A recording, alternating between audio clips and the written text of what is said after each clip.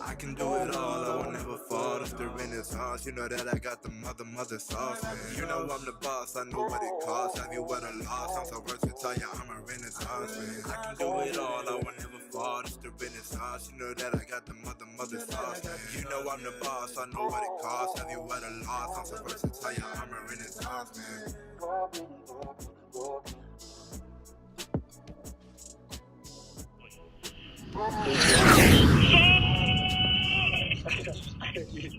Congratulations, brother. Hey. And here we go.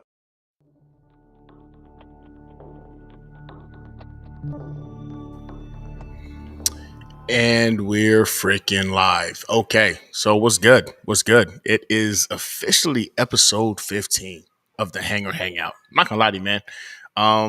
It's been fun. It's been a lot of fun.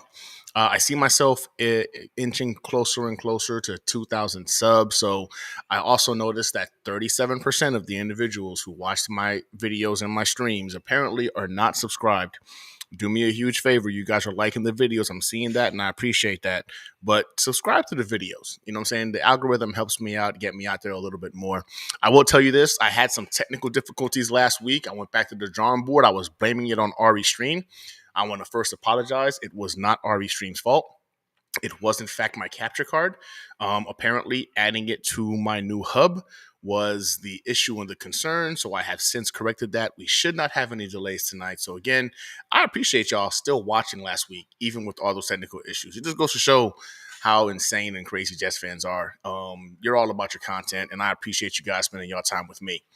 So tonight's conversation, I'm hoping I can get a couple of you guys to jump on the pod and talk to you. It's gonna be a hangout tonight. Legitimately a hangout at the hangar. I'm going to go ahead and put the invite. It's in the description, but I'll put the invite in the comments here below. But first, I see a couple of individuals already hanging out. What's up, Alfonso? How you doing, man? Todd, how you doing, brother? Dano, you better make some time to get on the pod tonight. New York Jets Flight Talk, my boy Connor. If you've got some time tonight, man, feel free to go ahead and hop on as well. What's up, Hugh? Is that Hugh? Yeah, what's up, Hugh Johnson? How you doing, man? Jets mess, my guy. How you living? Patience, Dano said, yes, Connor. In fact, you know what? I'm not even going to waste a lot of time with it tonight. It's going to be it's going to be pretty much a freaking, like I said before, it's going to be a hangout. We're going to go ahead and talk about a lot of the hate that our guy Aaron Rodgers seems to be getting, man, from the masses. I don't get it. I don't get it. And the more and more I see stuff come out, the more and more I'm starting to realize that it has nothing to do with the man that is Aaron. I'm sorry, not the football player Aaron Rodgers, but everything to do with the man that is Aaron Rodgers. And for me, it's gotten to the point now where you're seeing some of these things, man, and they're absolutely laughable. I don't understand a guy who's been so successful playing football at the highest levels, literally a top 5 guy, statistically speaking, of all time. And you'll see some of the things out there where people are literally putting him as one of the 15th ranked quarterbacks of all time. You're talking about how the New York Jets most recently dropped. Well, let me rephrase this. This is Florio doing Florio things. We all know he has a dilemma or an issue with Aaron Rodgers because it makes zero sense at all in regards to how he's able to come up with these stat lines or stats or whatever you want to call them. But he came out recently with his rankings of, I guess you can just call it the New York Jets freaking, or the overall NFL rankings, right? Where each team plays out. And this fool had the audacity to go ahead and place the New York Jets, the 25th ranked team in the NFL. Listen, I can't even begin to pretend to understand the thought process where you would put teams like the Saints, the Broncos, the Vikings, the Colts, the Bears ahead of the Jets. You got the Chargers up there. We don't even know who freaking Justin Herbert's going to be throwing the football to. Overall, it's extremely disrespectful when you're talking about a team that just last year was able to go ahead and achieve 7 wins, to include beating a couple of the teams that are ahead of us, without a quarterback, without an offensive line, and somehow, some way, we got worse in his eyes when it came to the freaking power rankings for the 2024 pre-camp edition. And it all boils down to a generic understanding that Florio's got some massive hate for the Jets. There's no other way to really explain it. Like, it's embarrassing, if you're asking me, to be a professional and for you to honestly display this level of disdain for an individual because of his personal beliefs, his personal bias, however you want to look at it. For you to go ahead and be a professional, your job as a professional is to go ahead and talk football, be knowledgeable, and giving your input to individuals who tune in because they're looking for that kind of insight and that kind of information. For you to go ahead and place that as your concern, or the Jets as the 25th ranked team in your power rankings, with all the improvements, with that top 5 defense, with that top 5 special teams, an improved offensive line. We added all weapons on the offense to assist Aaron Rodgers. We added a legitimate backup quarterback in Tyrod Taylor, who I believe, had he been a Jet last year, we make the freaking playoffs. I look at the I don't even want to call it disrespect, because it's not. You see hate when you see hate, man. It's pure hatred. There's no ifs, ands, or buts about it. This is a guy who hates Aaron Rodgers, man. He has a distaste for him, and because of it, you're seeing this kind of ridiculousness. Hey, what's up, Bonesy? How you doing, brother? Nice to see you on the chat. Ryder and Taylor, PA. Nice to see you on the chat as well. But yeah, like I said, man, today is going to be a hangout. So if you want to jump in and talk Aaron Rodgers and laugh about how funny this stuff is, and I got a couple of videos I want to go ahead and share as well to kind of show the opposite. So you're seeing a bunch of skewed breakdowns of what the Jets can be or should be. I'm assuming a lot of it is based off of, again, Aaron Rodgers being the reasoning behind some individuals looking at us as being Super Bowl contenders, and some ranking us as the 25th best team in the league. You got an individual saying that Aaron Rodgers missing the mini camp, is the reason why he's never been successful at the playoff level or postseason level.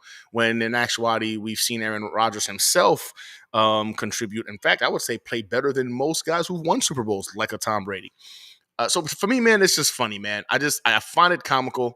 So again, if you want to go ahead and share your thoughts, please feel free to do so. Hey, what's up, Neek? Nice to see you in here. Been appreciating the support and love, man. Appreciate you for joining us. She's been literally. I'm not gonna lie. I love it when individuals share my stuff, man, and kind of get me out there. Neek I think she recently found my channel, so I appreciate all the love and the support. Welcome to the hangout tonight. But all right, so we've got our first freaking guy to join the hangout, my boy Connor. What's up, Connor? How you doing, bro? Gunny, what's good, my man? Hey, dog, I'm living the dream, dog. Living the dream, as they always say. Hey, Yeah, congratulations to you again, man, on Thank recent. If you didn't know, freaking one of the newest beat writers for Jets X Factor. Thank you. Connor got that locked up, man. Already read some of your articles. You're already doing some big things, man. So how'd you enjoy your first week as a Jets X Factor writer? Appreciate it. It hasn't even actually been a week yet. I mean, I officially was onboarded on Friday, so at the end of the day on Friday. So really, only two actual work days. There's still communication going on over the weekend, but really two full actual working days if you think about it. But people over there are just great people. I mean, like I said, I've been with them since Friday, and they feel like family already. They're awesome. They couldn't have been more welcoming, but appreciate it. In terms of what you just put up, the Mike Florio rankings, it's a joke. We all know why. Aaron Rodgers missing minicamp was just. I know it's not 100% correlating, but it's. Thank you, Ryder. Appreciate it. It's just another way during a dead period for national NFL media to frame Aaron Rodgers, and you know why people hate him. Joe Blewett said it perfectly when he was on Blewett's Blitz yesterday. It's because of his vaccination and political beliefs. That's why mainstream NFL media tries to frame it this way. They will never mention, though, that he was at the vast majority of the OTAs and missed. And Rich Cimini, I was on my weekly show with Boy Green last night, and Boy Green actually told me Cimini was taking note of the reps that Aaron Rodgers missed during minicamp, he missed a total of 38 snaps. 38 snaps compared to him being at the 7 of the 10 phases of OTA. So it's a joke. Florio is another one who just doesn't like the Jets. You have Nick Wright, you have Colin Coward, you have Mike Florio. Chris Canty's another huge one who hates the Jets, who's very vocal on that. It's the Jets and Aaron Rodgers, two of NFL national media's least two favorite things. Aaron Rodgers and the New York Jets. So the fact that they're paired together and they can make storylines out of this in the middle of June where there's absolutely really nothing to talk about. That's what they're doing this for. No, 100%. 100%. And you mentioned a lot of the names that I would like to go ahead and talk about this evening, but you did forget about one individual. And I'm glad you did, because it gives me a nice little freaking segue here to go ahead and play this clip for the masses. So another individual who seems to have a little bit of hate in his heart for Aaron Rodgers. And I'm not gonna lie to you, man, I'm a big fan of this individual. If you haven't watched it, it was on First Take most recently. Shannon Sharp, right? I just saw the First Take clip. Ridiculousness. And I'm going to show you why it's ridiculous after you watch this video. But this is what Shannon Sharp had to say on First Take about Aaron Rodgers and missing minicamp. That played 4 snaps in the regular season last year, and all of a sudden it's beneath him to be at a mandatory. I didn't say voluntary. We understand what voluntary means. We know what that means. He can choose to be there or not. This was a mandatory minicamp. And what was the reason? I understand if there's an illness in the family. If there's an illness with him, there wasn't. This is why he hasn't won more than what he's won. It's great, and he's historically great. He's transcendently great. But there's a reason why he doesn't win more in the playoffs than what he does. He's standoffish. He's condescending. He's aloof. He's all about Aaron Rodgers. He's never been about the team. Never been about the team. Now, this is the guy he's talking about that gave the New York Jets the largest pay cut in NFL history. He gave us money back to be a Jet. $30 million. Hey, you know what, guys? 35. I want to be a Jet. I apologize. $35 million. Gave that money back. A guy who's been, as you stated earlier, at every voluntary OTAs, voluntary workouts. He hasn't missed a beat. He was even there on the mandatory media day the day before. This was literally, like you said, 38 snaps, something he had already discussed with the front office months in advance of the dates being. Will they ever mention that, though? Will Nick Wright, Colin Coward, Mike Florio, Shannon Sharp, will they ever?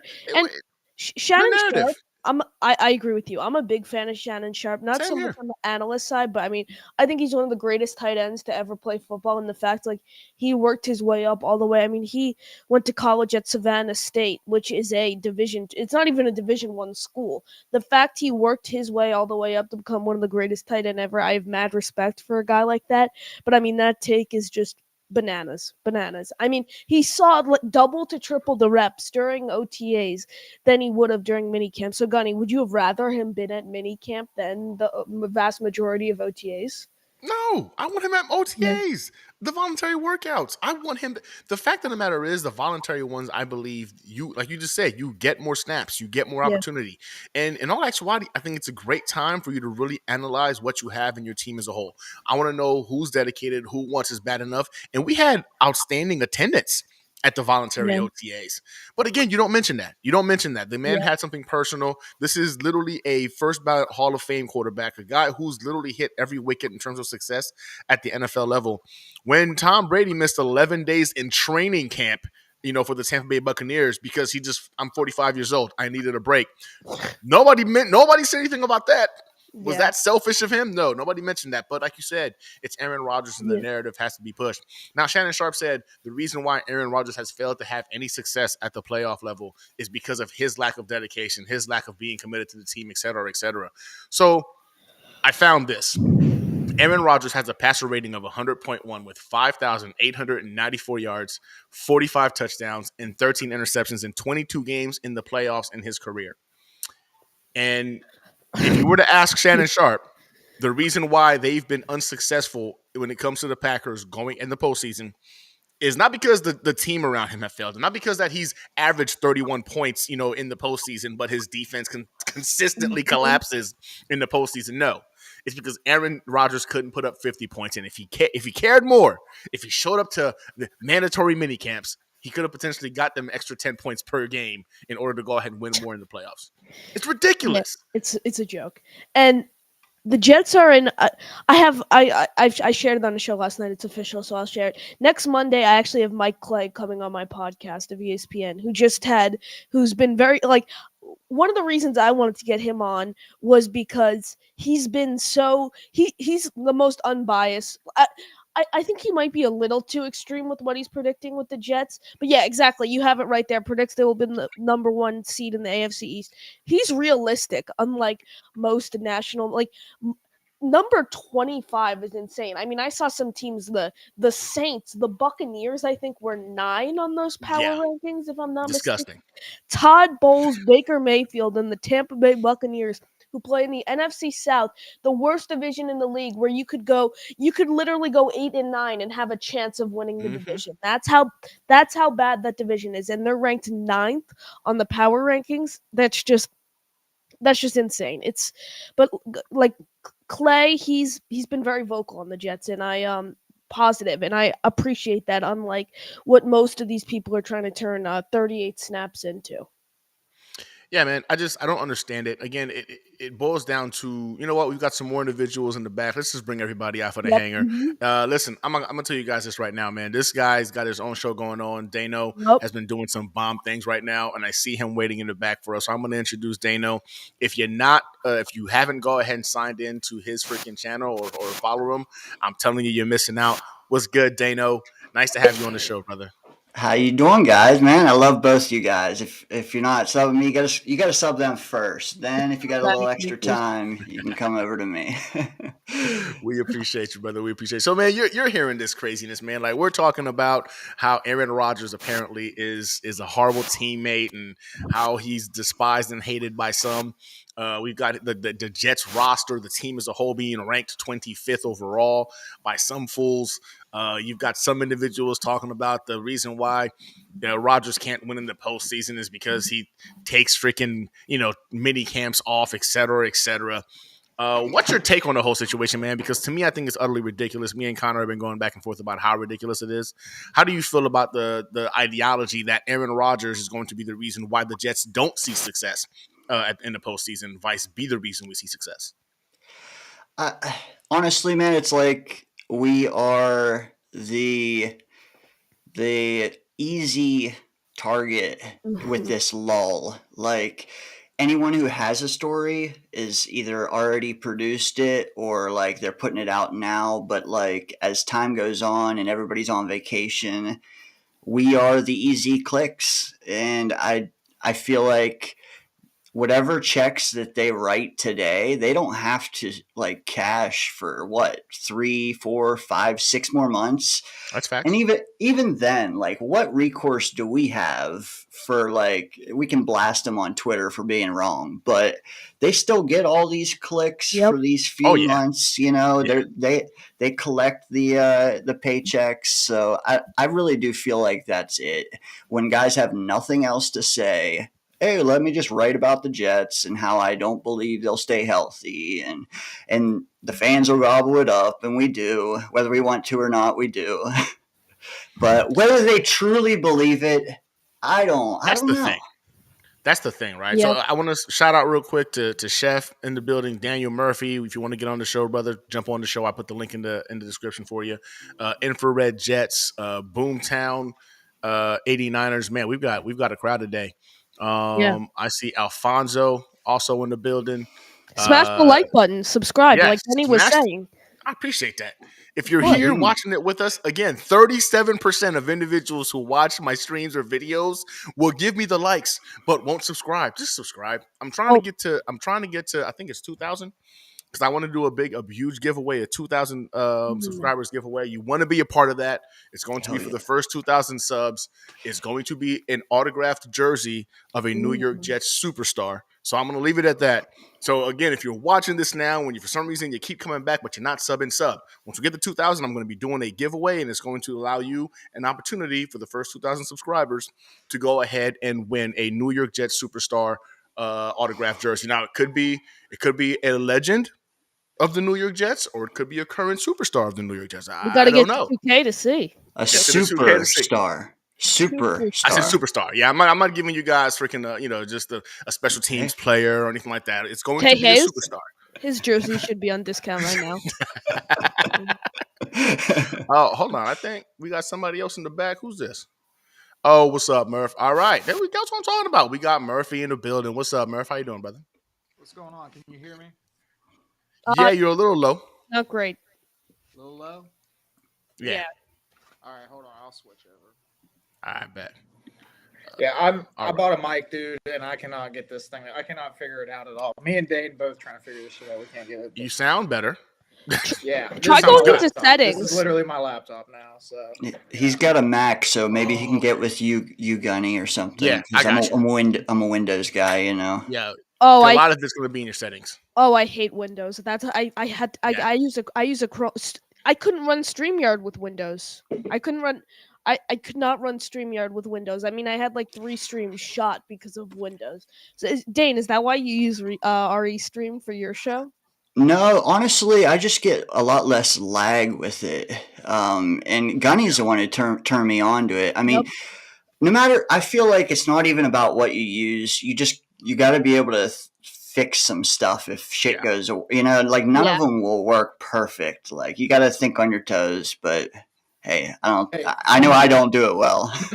From a guy from the outside looking in, I don't do this stuff like you guys do, but the restream seems so much smoother. Like with the guests and things, like there's hardly any lag, regardless of Wi-Fi and things like that. Like it just feels smoother. Like I feel like everything is just smoother. The pictures always seems better, like things like that. I don't know, but yeah, I've used ReStream. I've used Ecamm Live, and then I used another one before that too. And then finally, I found ReStream, and I said, you know what? Maybe the 4th time's the charm. And I decided to go ahead and give it a try. And it's made the streaming process a lot simpler. Being able to set up your studios for different. I have a breaking news one. I have the Hangar Hangout. All these different studio layouts. Just click into it to go into the studio, and then boom, go live. I love it, man. This thing is where it's at. ReStream probably is more customization. When I started my pod, that's when I was really like, all the people like Matt O'Leary, Jake, they had just used StreamYard. Yeah. So I'm like, why not I just start using StreamYard? I like it because for me as a host, there's not like a ton of customization, but it's so simple. It's so simple. Everything, all the buttons, everything. It's far from high tech or anything. You just like I don't know. And I'm used to it. I tried. I was thinking about getting Windows like Dane has, and then doing OBS, but I've watched some tutorials. That's so hard. It's so complicated. I know Ryan, Jets Talk 24/7 uses it, and I watched 2 tutorials and tried doing it, and it went right over my head. Like I don't know how to set all that stuff up. Talk about customization, though. Yeah. You can literally do anything, but you're inviting a world of problems. Yeah, listen, I did the same thing, man, because that was another one that I looked into was OBS. And I did the same thing, looked at the videos, and I'm tech savvy, and I'm pretty tech savvy, but I feel like doing this stuff while I'm in a stream, trying to have a conversation and engage and interact, trying to make sure it's too much. I was like, you need a production team to be able to go ahead and do that. I think Jets from Jets Talk, he's on a whole other level with it. And he has all like the Photoshop graphics and stuff. Yep. Like, well, Gunny, I have never been on like when he does Collins, it's through something, but you've been on his draft show. Don't they need to get you on through like Video Ninja or something? Yeah, it's another. I've never heard of it before, but it's like Video Ninja to get you on as a guest, because it will upscale whatever. If you don't have the proper gear, his stuff will upscale your stuff because he wants it to look professional. Like it's a professional setup. Yeah. And he has like a huge monitor and everything. He has a really nice setup. That's 30,000 subs, right? You know? Yep. Hey, maybe one day, guys, when we get with the big boys. But until then, what we have is going to have to do. I don't know how we got into a conversation. Free time than I have is what that is. Oh, that's facts. Because I can figure things out, but I gotta have time. And I mean, hell, I just got home, work, gym, just got home. I gotta go to bed. I gotta be up at 3 a.m. tomorrow. Exactly. I got work in the morning. Tough, I just got home about an hour and a half ago. Hung out with the kids a little bit. Boom, jumped on here, get a little set up. ReStream makes it simple. If I had to do OBS, man, I don't know if I'd be as consistent as being able to get in front of people. But again, we were just talking about Aaron Rodgers. I don't know how we got on what gear we're using, but this is why the Hangout is the Hangout. Things need to happen. But me. Murph, man, what do you think about this whole the hate that Aaron Rodgers is getting from some of these individual professionals who are supposed to go ahead and talk sports? It's typical, right? I mean, it's something that he's endured for a long time. Like, it's something that he's just a lightning rod, I think is the best way to put it. I've seen it before he got to in New York, you know what I mean? Especially with like all the COVID vax stuff and all that like that. But like when he actually came to New York, like it's just different whenever you actually see it for yourself and it's like your guy. Cause like when he came here, he said all the right things, did all the right things. And I'm like, all right, I'm down. I'll throw down with any motherfucker that wants to talk shit on Aaron. You know what I mean? Like that's how it came down. Like so once he was ours, then like, and I'm like to the points where I'm defending him and stuff like that. Then I'm seeing all of it. Yep. Because before I would just see like some national stuff here or there, you know, nothing. And I was just like, whatever, because I don't care. Packers, who gives a shit, you know? But that's what Aaron's endured like most of his career, like a good chunk of his career, honestly. And whether it's actually like, I mean, you could say what you want about him being like opinionated and speaking his mind on whether it's the vaccines or whatever it may be. But in the locker room, the guy doesn't really do anything wrong. He doesn't do anything different than what other quarterbacks do. Other quarterbacks miss mandatory practices sometimes. It doesn't matter. Like, especially if they're vets like he is, you know, it really doesn't matter. So it's pretty wild whenever you see it up close, whenever it's your guy and he's taking all this heat. And it's like, as Jet fans, like we follow the team closely. Every one of us in this square and all these guys in the comments too, we follow this team closely. So we actually know what's going on. And we're like, the picture that they're painting of this guy is just absolutely ludicrous. Yeah. It's insane.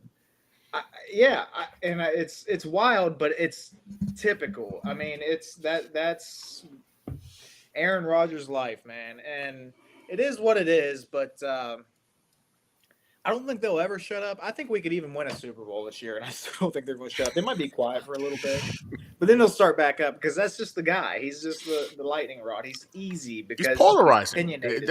He's literally polarizing, man. Like you either love him or you hate him. There really isn't an in between. You don't know anybody who's just like, oh, I just like it's either you love Aaron Rodgers or you hate Aaron Rodgers, and that includes Packers fans who he used to play for. They either love him or they hate him. But again, man, at some point when you're getting paid to be a professional analyst and talk sports, right? And you're going to talk football. You got to talk about the football player. The football player, Aaron Rodgers, is elite. There's no other way to describe it. The football player, Aaron Rodgers, is not injury prone. The football player, Aaron Rodgers, that had a bad year, still was a top 10 statistically speaking quarterback in his last full season that he's played. Like, we don't talk about these things. We focus on the negative components of the man, Aaron Rodgers. And it's not even negative. It's his belief system. It's his way of looking at life. It ain't even negative. It's you might not agree with his lifestyle or his thought process on life or who he supports politically or how he feels about ayahuasca. Why can I not say this word? Ayahuasca. I've struggled to say this word on camera for like the last 2 weeks now. Ayahuasca. You got it. It's just right. Just think of wah. Ayahuasca. I just think that for that to be the catalyst of you breaking down why a team will not be successful off of his personal life, it's just mind-boggling to me. And it only happens to Aaron Rodgers. And I don't want to take over the stream or anything. I want Connor and Dane to speak too, but I just wanted to piggyback off what you were just saying. There's something that I learned in life, and Connor, you might want to keep this in mind in the future whenever you're in jobs and things like that. You have to separate in life how you feel about somebody on a personal level, how you feel about somebody in a work environment. Because I've done a lot of different jobs. I've done everything from being a butcher. I worked at a medicine plant. I'm a Coke dealer now. I'm legal Coke dealer. Coca-Cola. I've done all kinds of different things. Oh, bro. I was like, you have. Come on. Anyway, so And I've met people, and I've met people that would give you the shirt off their back, like just genuinely good people, man. And they were lazy as hell. When it came to work, they were lazy. They moved slow. They didn't really care about who it affected around them and stuff because they didn't want to be there. That, you know what I mean? And who does want to be at work whenever you're at work? It's whatever. But at the same time, you still got to at least perform at least at a half decent rate. Right. And oh yeah, surveyor. You're right, Scott. I mean, Scott both have been surveyors before. Anyway, so you got to separate that because I've also met guys that were dickheads, like just could care less to be your friend. If anything, would rather not be your friend. Brash, rude, whatever, and they would work circles around you. And that's sometimes that happens. Now that's not the case with everybody. It's not every dickhead. It's hard to find a balance, though. Yeah, and that's what I try to do. I mean, I try to be a good worker and also be genuinely polite to people and things like that. But you definitely got to separate that because, like, I have friends that I know are lazy because I have learned to separate how I felt about them when I worked with them before from, So, and that's what Gunny's talking about is like these people in the media. They don't like Aaron Rodgers on a personal level, right? So they judge him in his performance too, based on that narrative. So they want him to be bad and things like that. They expect him to be bad just because they don't like him. And that's just not how it works, man. You can not like Aaron Rodgers all you want, but whenever he goes out and throws for what I say, Dane, 4,600 yards this year. Mm-hmm. That is what you said, yes, sir. Comeback player of the year, potential MVP. Yep. What are you going to do? And I'll let you guys talk. I didn't mean to go on a tangent, but that's just something that even in the media you're seeing this stuff, and it's something to keep in mind. Always separate how you feel about someone from a personal basis and a work basis. Like, yeah, I just had Go ahead, Gunny.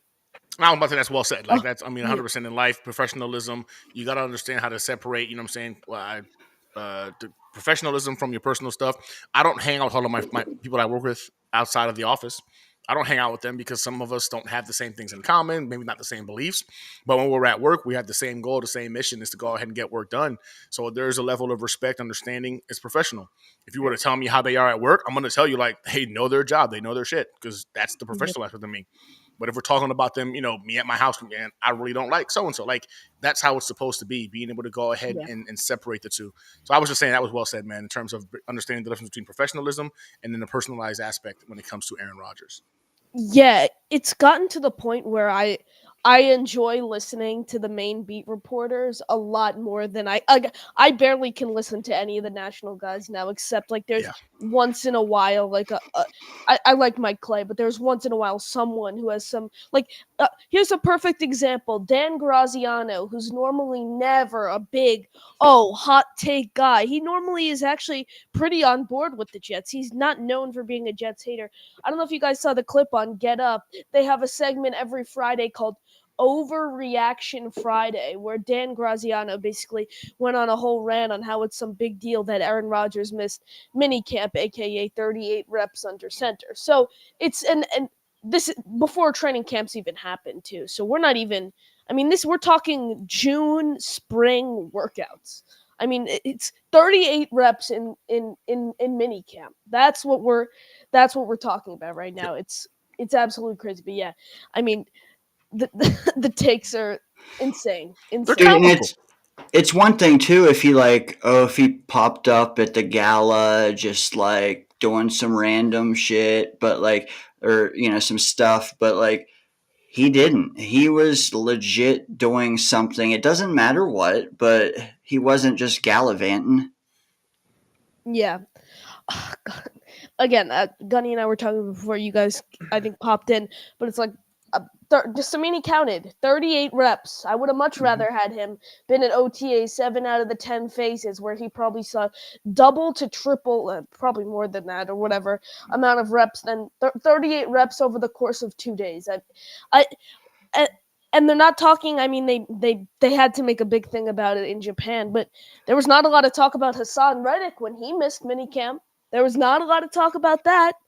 Not a lot to talk about Hassan Reddick missing. And that's what we should be talking about, right? That's like, isn't that the bigger deal right now? 100%.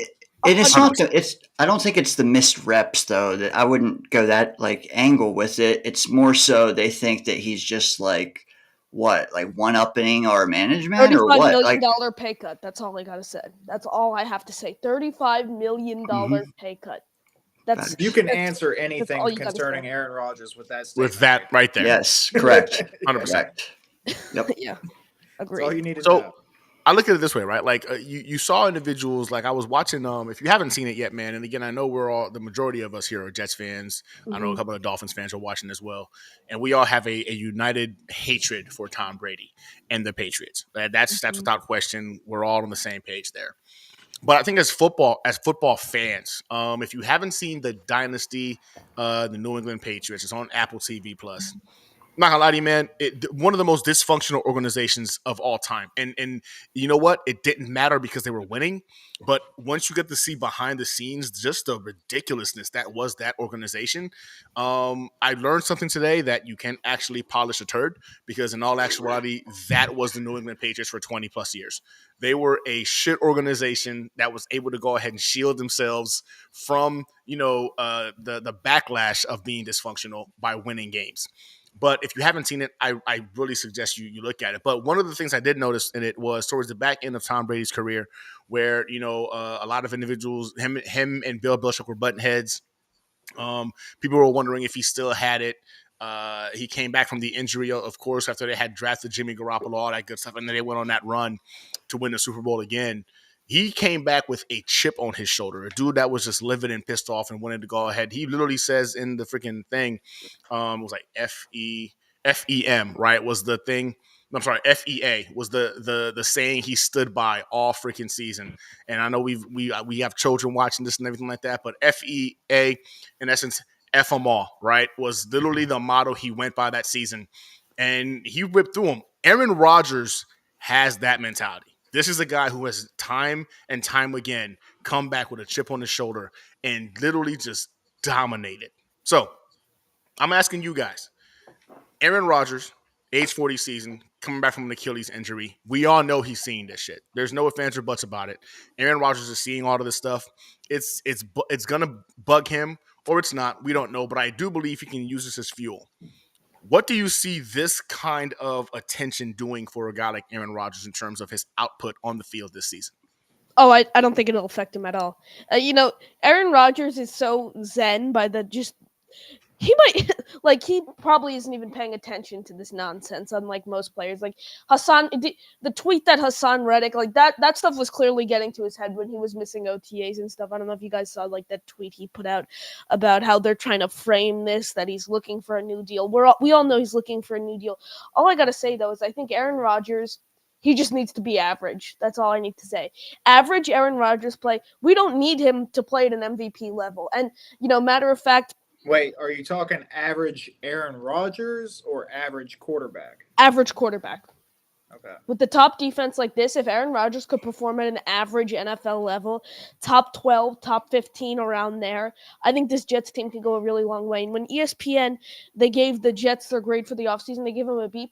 They said the best move was signing Tyron Smith and the worst move was keeping Nate Hackett. And Jake Asman made a great point on his show. He said, so the Jets must have had an incredible offseason. If ESPN is saying the worst move they made the whole offseason, great point, was keeping an offensive coordinator that Aaron Rodgers has won 2 MVPs with. So it just goes to show how Joe Douglas has done everything he can to surround Aaron Rodgers with everything to succeed. I mean, he has everything. He has everything. I think I saw the Jets wide receiver room. It concerns me a little right now. I mean, after Garrett Wilson, I think it's a question mark. Mike Williams, will he be healthy for week 1 after he tore that? Will he be fully healthy for week 1 after he tore that ACL in week 3? After that, again, a bunch of question marks. PFF, I think, had the Jets wide receiver group ranked 19th in the league, I believe it was, is what I saw on a list the other day. So, I definitely think they could use some help, but Aaron Rodgers, it's simple. He makes everyone around him better. It's like a little comp here. I think this might be a little extreme, but it's like LeBron James in basketball. He makes everyone around him look like, for example, look what Aaron Rodgers did to Robert Tonyan in Green Bay. Just some no-name tight end that he turns into a top tight end in the league. And I was lucky enough to pick him up on my fantasy team that year, and he was giving me 20 points a game because of Aaron Rodgers. So it's just little things like that. But yeah, I'll let you guys get to it. Aaron Rodgers makes everyone better. I do. So the question is, do we think that any of this media stuff affects him? Is that right? Yeah. Positive or negative?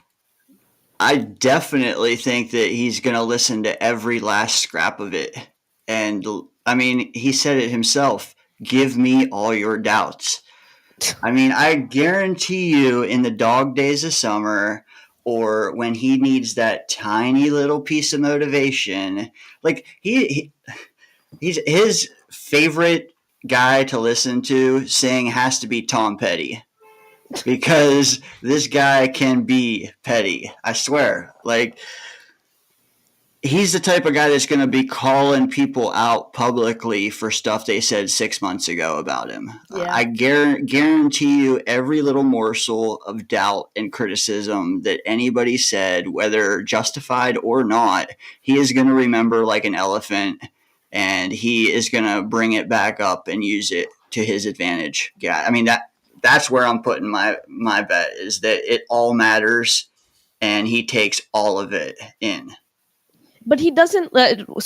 He doesn't. And when he mentioned, like, confronts people about it, it's so funny. He doesn't get heated over it like we've seen some players do in a press room. He just says it calmly and calls them out, and that'll just shut them up. That shuts them up. They don't say anything, and then next year, when the Jets are the reigning AFC champs at this point next year, and Mike Florio releases his power rankings, pre-camp power rankings, I bet you the Jets will be a lot higher than 25 on that list.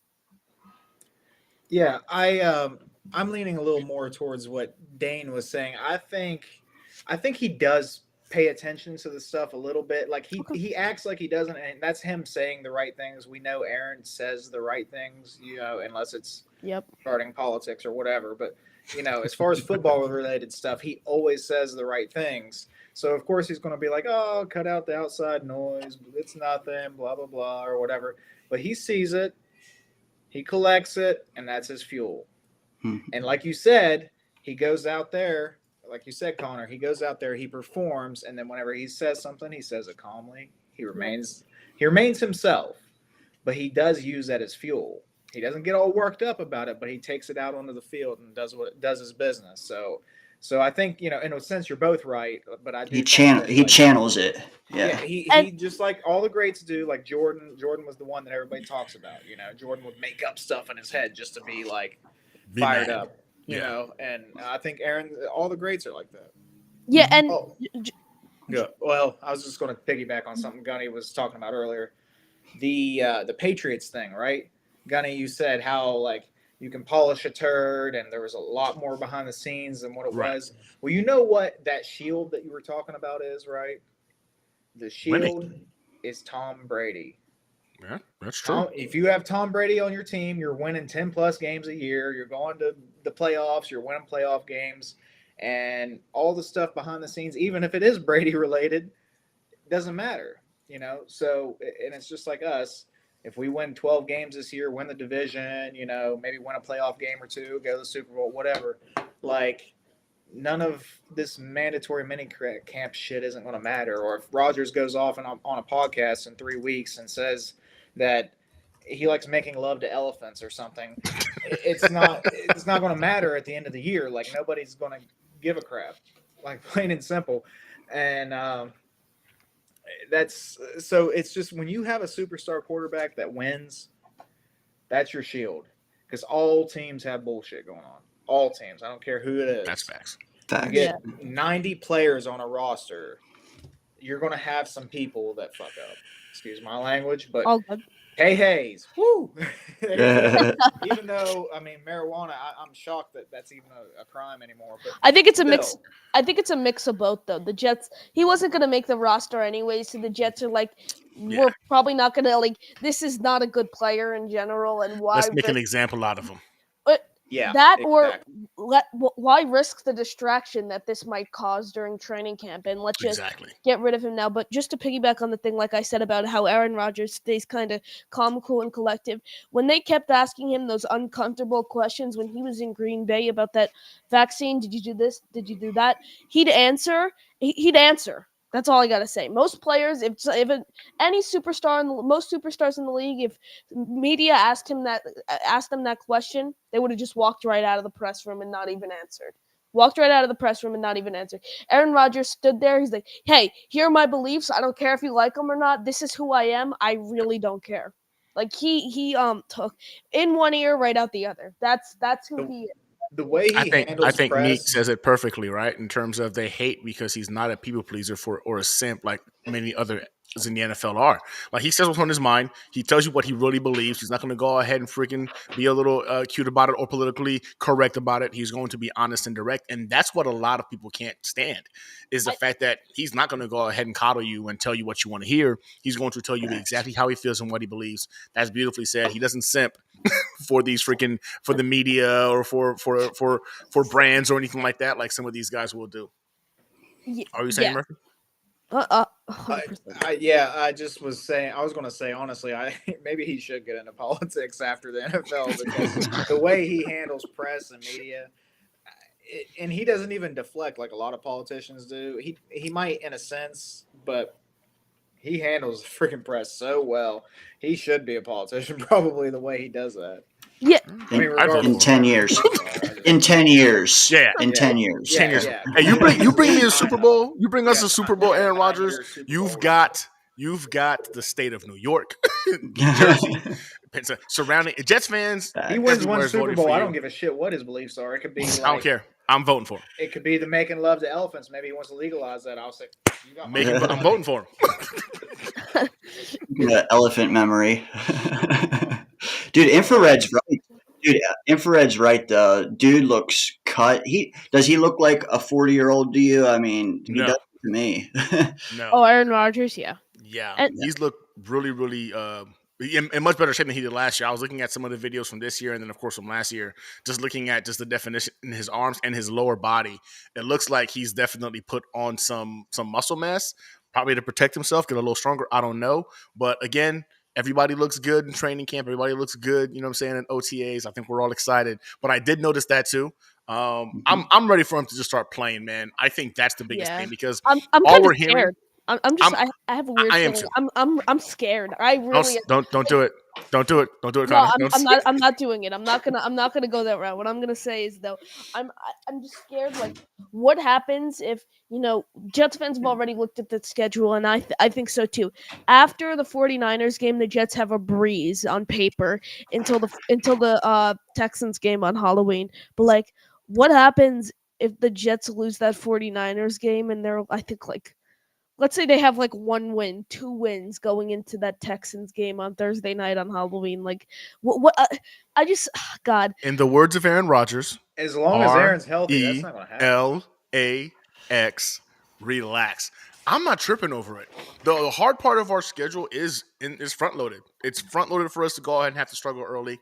I don't expect us to go undefeated in that trek. I think they will. A hard time. You think they'll go undefeated? No, I think they'll lose the 49ers game, and I think they'll win out till the Texans game. That's what I think is going to happen. I think. Okay. I don't think they win the 49ers game now. I mean, I definitely think they can. I don't think they'll win. I think the earliest wins will be. I think they'll lose to the 49ers. They'll lose to the Texans. They'll lose to the Steelers. I think the Sunday night game's tough. I know, Dane, you'll be there. But that Sunday night game is a really tough matchup for them against the Steelers. That's before the Texans, ain't it? Yeah, that's what I meant. Yeah, before that's one of my sneaky losses. Yeah. But if they lose, going to it. And Gunny, you're going too, right, buddy? Sunday. Steelers game. Yep, already bought the tickets and everything. I'll be there. Okay. I'll be at the. Let's see. It's hard to predict losses, though. I mean, a batted ball, a fumble. Win games that are supposed to be teams win games that are supposed to be lost and lose games that are supposed to be won. Absolutely. Every team can win any given Sunday because they're all talented. Yep. Yeah. And we're favored in 14 for a reason. And that may be more as the season progresses. Wait, Dane, how's that possible? The face of Pro Football Talk said we're supposed to be the 25th best team in the league.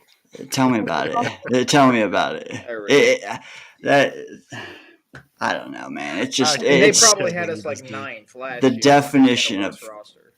Well, and someone else said it too. They're like, watch, because we'll make 0 roster moves for the next 2 months, and then in 2 months that same ranking will be flipped, and we'll be top 10. So like, it's obvious clickbait. So. Yeah. I just wish there needs to be a accountability system for the guys that do this kind of thing. Like, what recourse do we have? Like I said earlier, like as a fan base, we are strong, but like if we want to get back at this guy for this BS move he did, what can we even do besides troll him? I mean, Twitter bomb him. That's all we got. We got a Twitter bomb. It's all we got, man. And he still got his clicks, and he will again next time. Gunny, I think I'm just looking at the schedule. Week 4, I was scrolling on Instagram probably a couple of weeks ago, and I know you do all the social media. I think it's like the Opus clips you do after the show. And Dane, you were on the episode with what's his name? You had him on last week. The dude from the Sporting News, Jay. Oh yeah. He was. I remember you made a clip out of that. He made such a funny comment on how he hopes that Zach Wilson comes in and destroys the Jets. I was like, J-Jet, yeah. I'm like, oh my god, please, like, I have nightmares. Did you guys see his media day photo? Yes. That came out today. With the slick back hair. Yeah. With Zach Wilson. I read The Outsiders in school this year, so my comp for him, I don't know if you guys ever read The Outsiders, but Johnny from The Outsiders is what that's what I called. Robbie Sabo classified it as he called this look just sprayed by a garden hose. I mean, it was embarrassing. It does not look like to me a guy trying to fly under the radar and just like it just draws so much attention. Yeah, to but I feel like Jets fans would have pounced on it even if he had like his normal hair or anything. But like, when you're hated by such a awesome fan base like the Jets, everything you do, it's lose-lose. If he just went with his regular hair, the Jets fans would have tormented him. We just still cooked him either way. But this just makes it worse. Facts. But I think the Jets, going back to the schedule, I think they'll lose the Niners, Steelers, Texans, split with the Bills and the Dolphins, and I think they'll lose. I don't know, remember it off the top of my head, but I think it's between 10 and 12 games. I think once you're calling it over 12 games, it's a little dicey. I think they win anywhere from 10 to 12 games. For me personally, 10 and 7, I would love to win the division, but for me, that's not what it's about. Just get me into the playoffs for the first time I've been alive. Get to watch a Jet playoff game for the first time in my life. I'd love that. I do want to say something, Connor, because you sounded pretty concerned a little bit ago. So I want to give you my RELAX real quick. The one thing that you can ease your mind by doing is you get up Google. Like, I know you're a smart kid. You probably know how to work this thing better than I do. You get on there and you type in Aaron Rodgers winning percentage. I'll do it right now. Especially in prime time. Yeah, and you can look at prime time, you can look at regular. It don't matter. It's all good. Yes, it's all good. Let's see this. 0.656. Oh, that sounds low. I know his home games alone are like 80%, which is crazy. Against the, I don't remember his stats against the Bears, but I know it's something crazy. I know the Bears. Oh, he owns the Bears. He's got partial he literally owns the Bears. Yeah. Every game I remember watching, but that NFC they had to give Aaron Rodgers a call to make sure that he was okay with them drafting Caleb Williams. Yeah. See, one thing, almost a 12-5 season every year, just under a 12. I think I added up since I've been alive from 2011 season all the way to last season. I think a couple months ago I added up all the Jets records from every season and then calculated the winning percentage. I think it's like a 0.256 since when I've been alive. It's insane. I think they've had props to you for staying a Jets fan. Yeah, a lot of us. I mean, grew up talk about still loyal. That's what. Not only a Jets fan, he became a Jets content creator after enduring all of that. That says a lot. Here's the thing: it's different, different breed. It's the funniest. It's the funniest story ever. 2019 season, I believe, Jets 0-13 facing the Raiders. Raiders. Jets winning by a touchdown. I'm going crazy. Let's go. I'm 7, 8 years old, whatever it is. Jets just won their first game of the year. My dad's like, oh no, there's still 6 seconds left. You got to wait out the game. Your dad's been a Jets fan. Yep. Oh yeah. Yeah. Oh yeah. Yes. Henry Ruggs lined up on the outside. Jets defensive coordinator Greg Williams calls for an all-out blitz. Henry Ruggs Hail Mary to the house. Greg Williams fired the next day. My dad goes, "You have the opportunity. You could stick with the Jets. You could stick with the Jets, ride them out, or you could pick a new team. But once you pick that new team, you have to stick with them forever." So I'm like, okay, let me sleep on this real quick. I sleep on it. I wake up. I go, Dad, I'm riding with the Jets. Ever since then, I've officially been a Jet fan. But 2019 was the season. 2019 was the season I really got in. Couple things about that game. First of all, why the hell is Lamar Jackson, not the quarterback, Lamar Jackson lined up on I was about to say. Yeah. One-on-one when we know we're going to engage 8. And second of all, Greg Williams got cooked over that, man. I remember Jets fans were like, what an idiot. Who does that? This and that and all this and that. When we just had a coach prior to Adam Gase, prior to Todd Bowles. Anyway, Rex Ryan did that shit all the time. All the time. But he won, so it didn't matter. He won. If Olbrich was the defensive coordinator, when that game was happening, Olbrich probably would have had all 11 guys literally line up on the 10-yard line and just literally stand there. I mean, conservative. Yeah. How do you mess up a play like that? Like how do you mess up a play like that? Well, it's brilliant if it works. That's the thing about an aggressive mentality. Is like Greg Williams is not a bad defensive coordinator. Like he definitely anybody here. Yeah. He actually is a good defensive coordinator. He's a very Rex Ryan style guy. Our defenses looked a lot like Rex's, then, and he didn't have that much talent. I mean, obviously Lamar Jackson is in the game. Like, why? Not a lot of talent. I mean, he's probably the best. Johnson was a huge best bust, cornerback. Yeah, whatever. But so he wasn't a bad coordinator, but he's an aggressive coordinator. Same thing could have happened to Rex, but we all loved Rex. If he won. Wrong with him. And he won. And I don't understand why Mark Sanchez got so much hate. I mean, Mark Sanchez is arguably one of the best Jets quarterback, at least in the 2000s. He's the best. See, I feel like Mark Sanchez is overrated a little. Oh, yes, so do I. Except for in the playoffs. He won. He was good in the playoffs. Anybody who watched him and lived through it, I about ripped out all my hair, man. He would do ridiculous. And then the butt fumble thing, man. I'm sorry, the butt fumble thing. He's forever marked us as a fan base. That's a punchline for every other fan base to come for us. Like, how do you run into the ass of your own offensive lineman, bro? Like that, and I still can't get over it. But yeah, if you've lived through the Mark Sanchez era, and I think we're appreciative for him because it's the last time we won playoff games. He won more playoff games in the first 2 years of the season than the Dolphins have since Bill Clinton was president of the United States. Honor with the freaking facts. I wonder what if, dude, if we drafted Josh Freeman, who had an excellent first 2 years. Oh, and then we win, dude.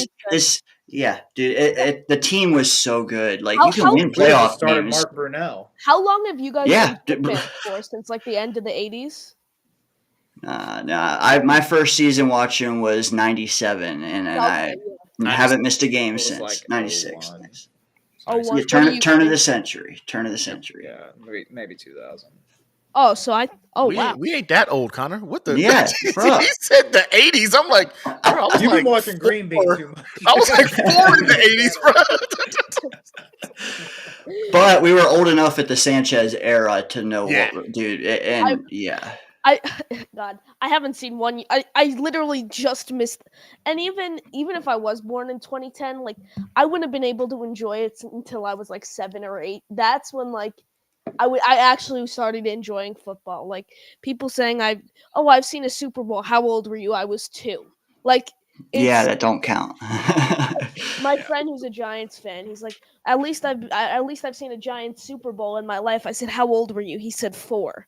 I said, stop it. No, you didn't. You don't even know who Eli Manning was. Don't let him speak garbage to you. Yeah. I don't like when fans are 30 years old and you ask them how they've been fans of the Jets for 30 years and they're 30 years old. Yeah. I'm like, come on, bro. I'd mark my fandom in like 2021. That's where I became. That's what I call my diehard fan. You become cognitively aware of the decisions you're making. You chose this life. Your father even gave you an out, and you still slept on it and woke up and chose this life. You're a fan. You're definitely a fan. I vividly remember.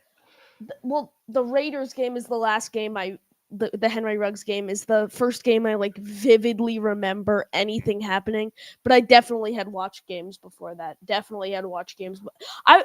I was in like 2018 and 2017, the Jets were so bad. I was just like an NFL guy. I just enjoyed watching football. Like that's I wasn't what you have even to do. Like focused on. You have to just watch everybody. That's why I play in like 4 to 5 fantasy leagues. Fantasy football leagues. Yep. Bunch of different leagues every year because it's like the Jets are out.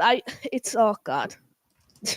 Yeah, I went from like 3 fantasy football leagues early on, and then now I'm at like freaking on average 8 to 10 a season. Yeah, but I can't do. I try to keep it between like 3 to 4, a 3 to 4 maximum. I hate it when it gets to the point where you're in so many leagues that you're rooting against players you have on one of your teams because you're playing against them in another league. So I play in like 3 to 4 leagues, but I have like a power ranking in terms of priorities of what league I want to root for the most.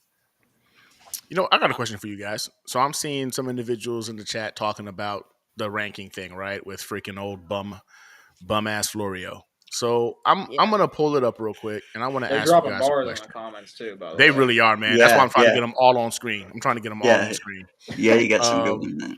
So Scott, all of them, yeah. When y'all look at this, right? Who we're 25th, obviously in his mind. Who do you laugh at as you guys look 1 to 24 that have no business being in front of the New York Jets? Buccaneers. Buccaneers, Packers at 6. That's very high. I mean, everybody in that right. Yeah. On the right for sure. Bears. Saints, Caleb Vikings, Williams hasn't played an NFL game. Jaguars. I mean, who even? Mac Jones and Trevor Lawrence. I mean, come on. Yeah. Seahawks aren't up. Broncos, Bo Nix and Zach Wilson. Yeah, I was ahead of us. JJ McCarthy hasn't played an NFL game. I mean, I was watching Jake's show earlier, and Jake said it perfectly as he was. I think it might have been yesterday he did these rankings. He was breaking down the power rankings. He goes, "The Saints are so bad. Most fans probably don't even know what their head coach Dennis Allen looks like. They're so used to Sean Payton and Drew Brees. So that everyone ahead of the Chiefs, Niners, Lions, Ravens, Eagles are all 100%. I think the Bills should be ahead of the I don't think the Packers should be as high as 6. I think the Jets could easily be 6 on this list. I got the Packers as a top 10 team. Close. You know, we should definitely be on the. We should be on the left. Oh, we should be. We could definitely agree on that. We could. I think we should be in the top 10. Yeah, Murph. Yeah, at least. I mean, the Buccaneers is the bottom quarter. At 9.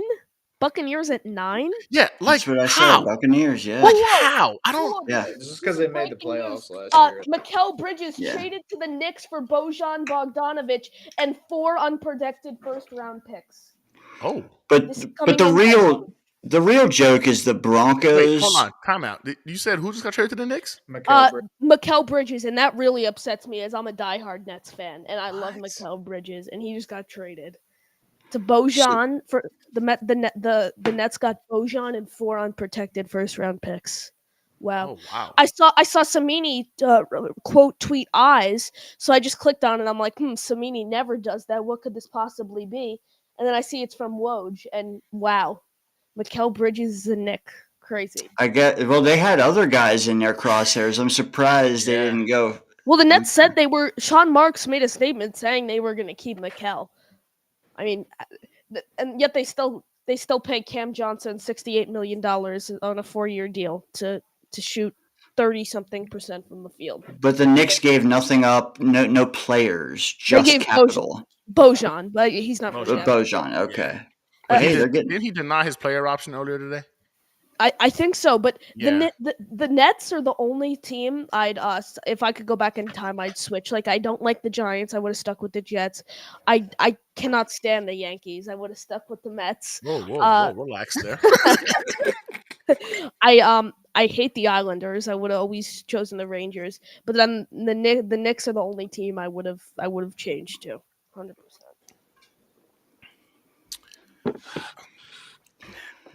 I don't see the Bucks at the top 10 though. That's insane. Oh, that's Todd Bowles and Baker Mayfield. That's all I gotta say. I just gotta come out and say it, man. I don't think Baker is that bad. Like, he's not no. He's not that bad. Top 10 is a high bar. He's not top 10 though. Yeah, because we're talking about power rankings, so this is like the entire team or whatever. The whole team. Their defense is good. They have some pieces, but they're not like a top 10 roster. I wouldn't give them that at all. I do think Baker is underrated. They still got Mike Evans. They still got Godwin. You know, Vita Vea is the best nose tackle in the league. Like, he's a dog. Like, and by nose tackle, I mean like run stuffing, like nose tackle, like not like a DT. I'm not putting them on Quinnen level, but they got pieces. But man, top 9 is high. Not they might deserve to be on the left side, but like at the bottom. Yeah. I don't think the Chargers should be on the left side. I think that's a joke. Honestly, I don't think the Cowboys should be on the left side. I think they lost some pieces. The Cowboys have a very talented roster. I'll give you that. They have a talented roster every year, but then they would they make the playoffs if they were in the AFC? Nope. Yes. Yeah, they would not. What? No, they would not. I don't. In the AFC. Yeah, I don't think they would, man. Probably not. Probably not. No. The NFC's. It'd be fringe, but they're a lock every year. They're a good regular season team, though. Like, they play well in the regular season. Not against good teams. They're the Dolphins of the NFC. Yeah. It's impossible. Yeah, good comp. I wish the Jets were somehow eligible to play in the NFC South. They would be in contention every single season from probably the last 7 seasons. Yeah. I mean, I think 2 years ago the Bucks won the division at 7-10. The losing record. It was 7-10. At the same time, it's going to be so satisfying when we finally do it, man. Because we're going to do it the hardest possible way.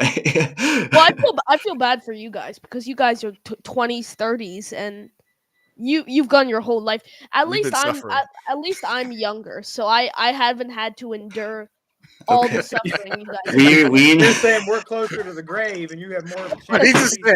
He just said, Connor's like, y'all only got a little bit of time left to actually see some winning. So I'll just go ahead out back and start digging it and get it prepared, man. I got you. That hurt, Connor. Jeez. No. I feel bad for you, Connor, because you didn't get to see Darrelle Revis in his prime. I wish I did. I wish I did. You think that's a player is great. Man. And just like Sanchez, you had to see, dude, watch him for season. Don't just watch the playoffs, man. Like day in and day out. I just see highlights of these guys. So it's like I didn't have to like.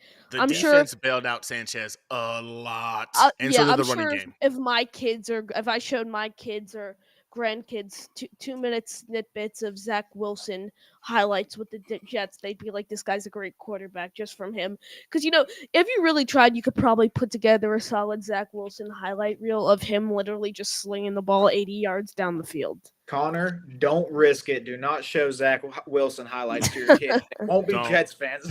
Hey, NFL Plus, though, 2009 and on has every game. You could rewatch the whole 2009 season and then get back to us. Dude, then tell us what you think of Sanchez. Dude, that's content. I would love to see new perspective. I would. There's a lot of revisionist history. Yeah. Nick has a real good question here, and I don't know how I feel about this one. She goes, I feel they will be moving on from Rodgers after this season because of people inside the building. Maybe not players, but from front office and coaches. No. I don't get that we're vibe. Invested. I think the Jets could maybe get 3 more years out of Rodgers. I think there's a chance he plays this year and 2 more seasons after that. I think there is a chance that happens. Dude, and how much is he going to cost? Like an average in the 30s the next 3 years? Well, You cannot like combat the advantage that brings to us. I think the problem is it lets us keep the core intact, in my opinion. Go ahead, Con. It's going to be like 2020. I think Sabo was Dane. Were you watching Jake's show with Sabo this afternoon at 3:30? We all watched Jake, right? Yep, all of us watched Jake. You called in today, though. I remember. And I did, yeah. It was you who asked this question about when it was going to be the cap hit for Sauce and Garrett, right? And he said yes. 2026. That's the option year. We can stretch it to 27, but 6-7 range. We'll pick up like we did with AVT. We'll pick up their 5th-year options probably, and then pay them in like 2027. But they're going to require a ton of money, and I think people are going to have to realize, though, realistically, and I've already thought about this and how unfortunate it is. I think out of Sauce, Brees, Garrett, and Jermaine, the Jets are going to keep 2 of the 4. I think they're going to keep 2 out of the 4. I don't think they can afford to pay all 4. I mean, I just don't think it's financially possible with the money that we're going to owe Aaron Rodgers once he decides to retire, on top of all the other caps we have. But what Woody Johnson and Joe Douglas have shown is they want to go all in and win a Super Bowl by signing Tyron Smith. They're not worried about the future.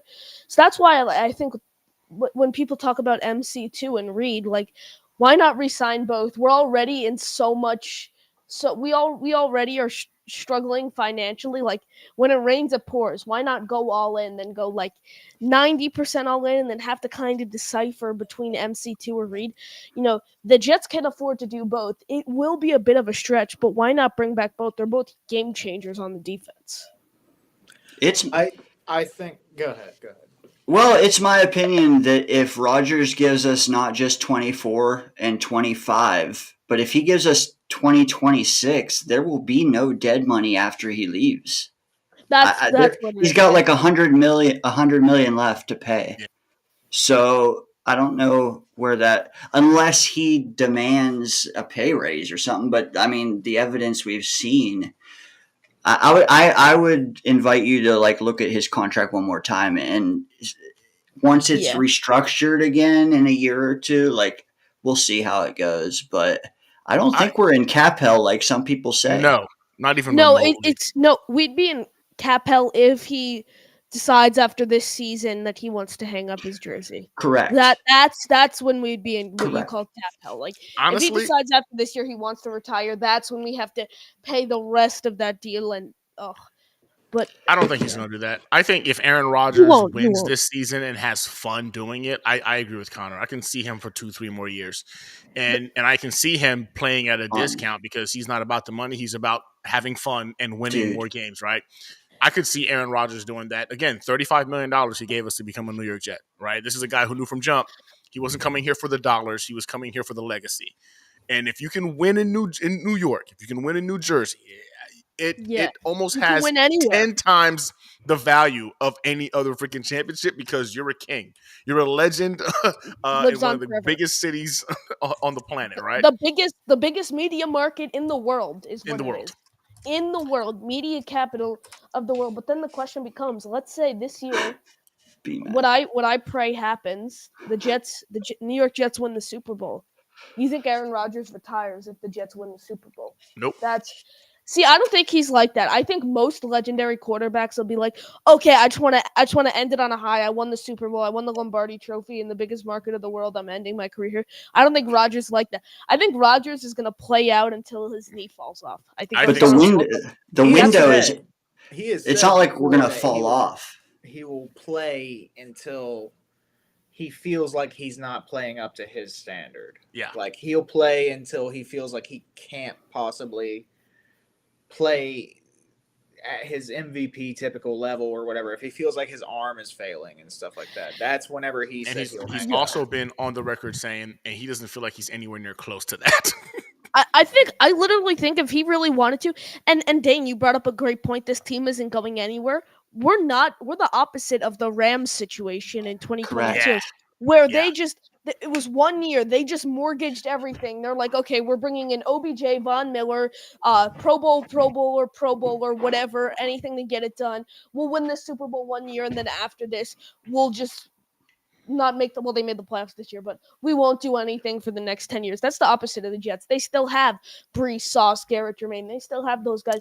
I think if the Jets keep winning, I think Aaron Rodgers could play until however long Brady played, or maybe even 45 years old. 45. If he really wanted to, I think Saleh made a comment about it in a press conference at the end of last season. He's like, hey, if Rodgers really wants to play, like, he could play 3, 4, 5 more years in this league. And that's crazy because and Dane, that's a great point. Like, this team is not going anywhere. It's not like that makes all the difference. And like Gunny said, fun. He can have fun here at the end of his career and compete for stacking more rings for how many more years? Like, I think it's until we start hitting that. Oh, we gotta part time with to rebuild again. Yeah. Yes, that's key. I think, or if his arm starts going. But the Jets, though, I'm a Mets fan. The Jets are like the Mets like that. I feel like ever since I've been alive, whenever I'm watching the Jets or the Mets, it's always like, well, this is a rebuild year. It's like now I can relax for the first time where I'm like, okay, this year for the Jets, it's not a, quote, rebuild year. I mean, can I ask you something? Scott, hold on one second, guys. Scott, just so you know, 3 out of the 4 guys on this screen will be at the Steelers game, Steelers versus Jets. And I'm going to be with my brother-in-law nice. but both my brother-in-laws, and they're both Steelers fans. So it's okay to bring a Steelers fan with you. It's fine. We're going to have a good time nevertheless. I'm bringing one too. Gunny, are you going to any home games? You gotta have somebody to talk shit to. I'm working on one of the Bills, either the Bills game or the Miami Dolphins game. And I really want to try to get out there for the Texans game. I really want to see that one at home. Dane, what about you? Repeat the question. Home games? Any home games? So like I said, I've been a fan since '97, and I've yet to see a home game. Ooh, yeah, I hadn't been at a game until. But it's like. I hadn't been to a Jets game until week 3 of last season, just because where I am on Long Island, it's literally hell to get to the stadium. Yeah. It's an hour and a half there minimum, and then if I want to stay for the remainder of the game, you're looking at 3 to 4 hours on the way back, about 2 hours just to even get out of the parking lot. That's what's it's a journey. Yeah, I'll be I will hopefully be at the home opener. Me and my dad, we will probably do the I know Boyd Green and I think they've made it public knowledge now that Boyd Green and Nick Shine are doing like a group buy. The tickets are apparently coming out in a couple weeks. They're doing like a big tailgate thing pregame, and then they're getting everyone to sit together. And I know the week after that, week 4, Richie, Jets Media, and Talking Jets have the group buys the same game, which is kind of tough. But I know Richie got a sweep. Well, and then Asman, he's going to the Halloween game. So here's the thing, like, everybody's blowing their stack in September and October. So I'm like, I do have 2 reserved with Asman for Halloween. So, but the Steelers game is the week before, and we're already going. So I'm going to either try to do both, or I'll probably last minute sell Asman's and then look at December where we're like really like everybody. I don't know. I feel like everybody's going to blow their money early, and then those later games that are going to be way more like important. Crunch time. Yeah. I might be the only one there, but I'll be there. Yo, definitely. If you don't go, definitely hit me up because since the Jets are playing, I'm not going trick-or-treating with my friends anyways because the Jets are freaking playing. So I'm like, at that point, why not go to the game? It's Thursday night football. So dude. I know Jake has been plugging that hard in the Discord for the Asmaniacs, but I was never thinking about going because I thought the primetime games were hard no. But I definitely could convince my dad to take me to that. It's just the hard thing is since I missed the deadline. So if you definitely have 2 tickets to sell at 100%, where are the seats that game? They're in, I think, the end zone, the lower bowl, 129. But there are other people that have been waiting and hit me up. But regardless, I don't know. Would you like if you get one home game to go to? Do you want to see a game? The home opener. Well, no. Hold on.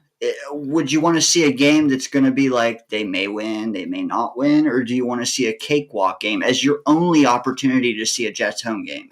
Oh, only opportunity. I want to see a game where they're going to blow the wheels off of a team. And why not choose the home opener like the Patriots, where we have so much hate against the Patriots, and the Jets have a very good chance, like I said, to blow the wheels off of the Patriots. So it'll be I do. glorious. Oh God, I went to week 3 of last year against the Patriots. Going into the game, I'm like, all right, this is the year. The Jets team is stacked. We got robbed on that crazy special teams play at the end of last season with the Jets. All right, this is the game. We're gonna go out, and then it's just a Zach Wilson masterclass where they lose like 12-3. And I know this is not to blame, but Randall Cobb could have caught that Hail Mary in the end zone to win the game. Close. He could have caught that Hail Mary. Like, if that ball's to Garrett Wilson, Mike Williams, they would have caught that ball. I mean, I know I'm not. It's crazy that we're pointing fingers at a Hail Mary in a 11-3 game or whatever it was, but he could have caught that ball. Hey, is the Rams game a home game? No, it's away. It's Sunday Night Football. I was gonna say that'd be a good game to go to. I think that again might be one of those where we think it's an easy game and it's a tough game. But then again, like, dude, we could mollywop quite a few teams on this schedule if everything is healthy and even like, we don't even have to stay. I talked to Gunny about this. Like, we don't even have to keep everyone healthy. Nope. Like, that's the good thing about playing the 49ers week 1, because we have the best chance to beat them week 1 when we have our whole roster, than rather a week 15 matchup where we're missing veterans like Tyron Smith. I think the realistic thing is Tyron Smith, we're not going to get 17 games out of him. That's why I think drafting Fashanu, I think Fashanu is how to say his last name. I think by drafting Fashanu, that was I couldn't have asked for a better draft pick. I know everyone wanted that shiny toy weapon at 10, trade up for this and that. I mean, that's what I wanted CeeDee Lamb so badly when I was watching that draft with my dad, and my dad and I still have it against my dad, but I've changed stances since then. He's like, "No, Becton is the right pick. It's not the sexy pick, but it's the nitty-gritty offensive line." I'm like, "Yeah, okay, let's watch Mekhi Becton's career with the Jets."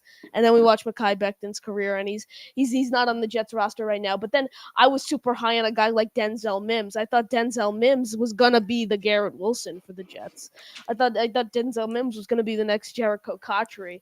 And then again, he didn't have one regular season touchdown with the Jets. It's their lottery. CeeDee Lamb was the guy. He was the obvious pick. I wanted Lamb or Jerry. I understand we needed a left tackle, but when you have elite talent on the board, you pick elite. You got to go pick him.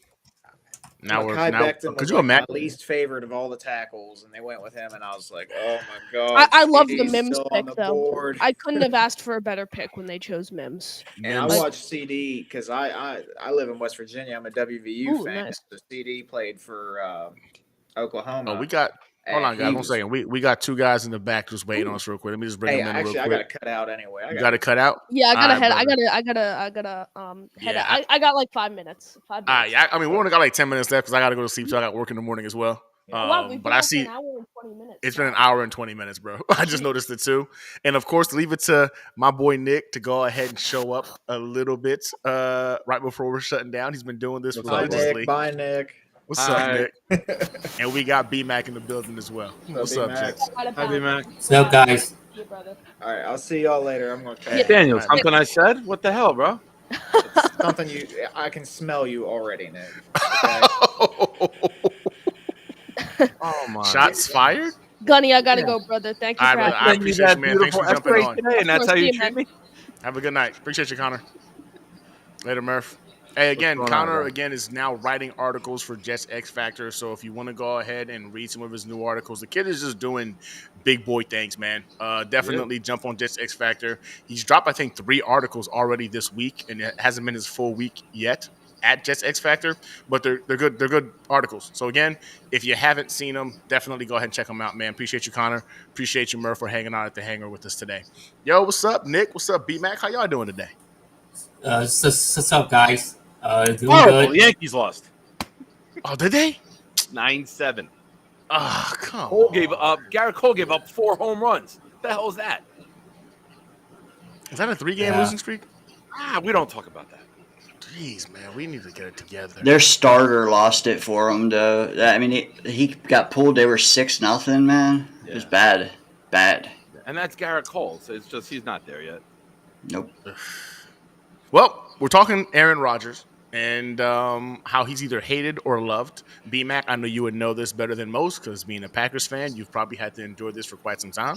But before we kick it off to you, Nick, I'm not sure if you noticed the most recent Florio freaking power rankings. I have the New York Jets. You have a theory. I have a so theory. Then you have seen this. All right. Pull the image up. Pull the image back up. Pull it back up. Got you. I have a theory. So when you compose these things, and my theory kind of aligns with Dane and what Daniel were saying, right? With the Buccaneers and the Jets are across from one another. And a lot of these are like drag and drop. I feel that as the person who compiled it fucking accidentally clicked and dragged it and dropped it, and they like switched places. Like, you know how you switch the people in studio, you drag and drop and they swap places? I feel that just went to print and that got posted. Like, there's no way you could look at what the Jets did and look at their defense and logically put them at 25. Now that makes way more sense. Like, right? Like there's no way that you logically looked at the Jets roster and said a healthy Jets team is 25th in the league. Now, we do have to take everything posted about the Jets with a grain of salt. Why? Because we know the insane asylum that our fan base is, and it will get so much traction if you slightly dog us. So when you want to get comments, you want to get clicks, you want to get requotes, you want to get all of that, what do? You dog the Jets. You put the Jets at 6, no Jet fan gives a shit. You put the Jets at 25, it's all we're going to talk about. And I feel that the big Twitter accounts use that to get traction. They know we're fucking psychos. So and you think it's all about the clickbait? I say it in a good way, like that we're psychos. So you just think we're easy clickbait, and they decide to go ahead and put it out there just because they know they're going to get their engagement. That I can rationale with this, looking at this list. It's the only two things that I can look at it and say someone accidentally switched it and it posted, and I was like, all right, screw it, leave it. We're going to get a lot of traction off of it. Or, hey, let's just do this because we know we're going to get 500,000 lunatics going crazy about this. Okay. They went nuts over a pork roll sandwich. They'll go even crazier about Jets at 25. I mean, it is insane, man. Like, B-Mac, okay, you're seeing this. What did you think when you saw the New York Jets at 25th in terms of Florio's power rankings? Well, first of all, before I get to Mike Florio, we need training camp real quick, man. And I mean fast. Like, I am desperate because I'm so sick and tired of this whole mandatory bullshit. And 2 weeks later, we still got First Take today talking about it. You know, Shannon Sharp, you know, oh, he's the leader. He needs to be there. And, you know, Stephen A. Smith, it's called mandatory for a reason. And then Dan Orlovsky was trying to defend them and trying to push back on them. And then we got and then the chick on there, Molly, opened her mouth like please, like shut up, sit there and look pretty. All right, that's your job, is to sit there and look pretty. All right. And then which she is pretty. You talking to me? But no, not you, Nick. No, not you, Nick. No. But, yeah, man. So I just wanted to, you know, throw it out there that you know, it shows you that the media is bored. It's June. There's nothing to talk about. Nobody really talks about baseball. Basketball is done. And there's no real football topics. So, you know, so I'm getting tired of that. And as far as this list, look, me being a Packer fan, Mike Florio has hated Rodgers since 2015. 2015, Rodgers has started this Rodgers hate campaign, you know, always nitpick his press conferences and post-game interviews and always trying to twist it and make it into something that's not, you know. And then once the whole COVID vaccine went, that's when his hate really went up to another level. And, he's just this guy that always had it out for Rodgers for whatever reason. And I don't think it's on the field. I think he respects Rodgers on the field. I think it's off the field with Rodgers where he really has his personal vendetta. And I don't know where it comes from. And I reading this, and of course, factor in he's with the Jets and it's Rodgers, it's the Jets, it's and that's where you can make your clickbait really, really fireable. And watching this list right now, man, to put the Jets at 25, it's just disrespectful. It's to put it behind the Broncos, the Vikings, the Saints, the Broncos behind Zach Wilson and Bo Nix, really?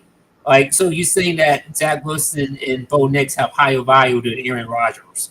And then you got the Drew Lock Seahawks, really? Geno Smith Seahawks, really? No. The Falcons, people want to Doc Rodgers coming off the Achilles, Kirk Cousins coming off the same injury, and his happened mid-season. At least Rodgers happened on the fourth play, so he has extra time to recover.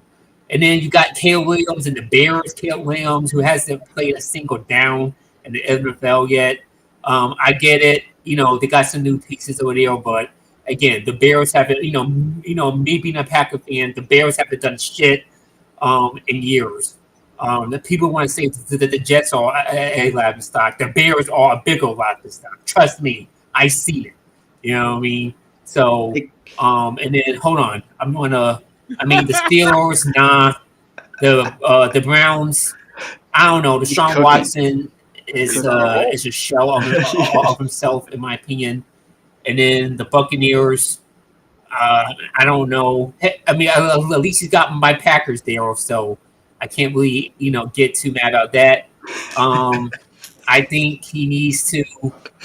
I think he should put the Jets at 5th or 7th, maybe 8th, at least top 10, not 25th. And I think Mike Florio, when he did this, it's just clearly, he hates Rodgers, he hates Woody Johnson because he's a Trump guy, and he hates the New York Jets. And I think this is just a clickbait, and I think the Jets should be a top 10 roster, at least. Can I ask something? Because go ahead. Wait, what is left to add, Dane? He covered everything. Well, he actually, dude, he pointed something out that's really it's tripping me up, because if you look directly ahead of the Jets, what do you have? You have a quarterback that we decided not to get in front, instead of Rodgers, and then 3 of our former quarterbacks in the 4 spots ahead of us. If you don't say that that's targeting us for engagement, like Saints, Derek Carr, Vikings, Darnold, Broncos, Zach Wilson, Seahawks, Geno Smith, this is a Jets fan's worst nightmare when it comes to a list. It's definitely premeditated, if you ask me. Yeah, but it worked, though. It worked. Literally for the last 48 hours, all we've talked about is this freaking power rankings as Jets fans. So even like Nick was just saying, even if it was intentional to go ahead, we got yet again. I don't get got. This is the first time I'm talking about it. I don't take the bait. You know that. I roll my fucking eyes. I'll comment off of your comments on Twitter, Gunny. I'll reply to you when you reply to a comment. I can't let it stand. But I won't engage the post. I'm one of the few that don't take the bait. Listen, I will not let it stand. I just can't stand by. And that's why I love you. Individuals run their mouths. It's not in me. I'm not built for it. So I get got. And I know I'm getting got when I'm getting got. But I'm like, fuck it. I'm already here. I'm going to comments. Yeah. But you know what? You know what you and me are on Twitter? You're Scooby-Doo who goes, and I'm Scrappy-Doo who stands behind you and throws in a little comment just to know, hey, I got your back, but I ain't going to do shit. And I appreciate let you know I'm your boy. I'm with you. If someone else engages, I'll turn into the pit bull, and I'll say the shit that that's all I need, baby. And I appreciate you. I'm just saying that I like teaming up against people. You can make an argument that the Jets will arguably be a top 5 roster if you just look at it on paper. You know what I mean? You got the Hall of Fame quarterback, and people got to stop this narrative that Rodgers is some kind of injury-prone quarterback. I'm so sick of any reason people, to hold us down, B-Mac. It's any reason to hold Rodgers or the Jets down. It's we are the team that never proves it.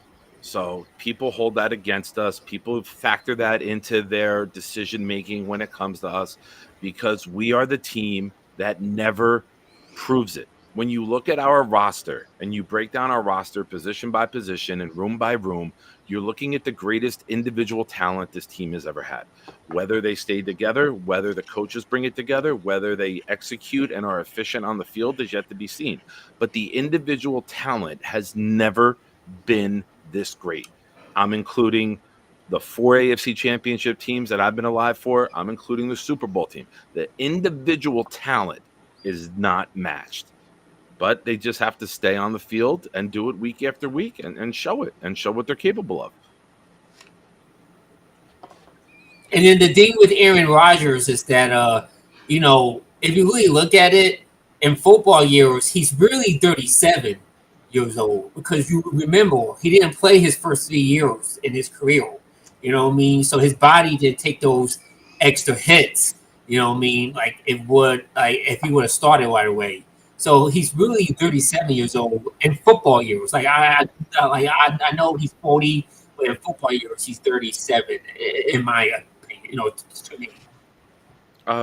Real quick, I have to address something in the chat, because there's a psychosis going on right now by a lake in Virginia by Johnny. The Mets winning the World Series. The Jets have a better winning percentage than the Mets, and they haven't even played a goddamn game yet. They're 0-0. They're at 500, and they're better than the Mets, who have been playing for months. Calm down, Johnny. Stop hanging out with Bonesy and having him send you vapes through the mail in undisclosed packaging. Back away from the vape, Johnny.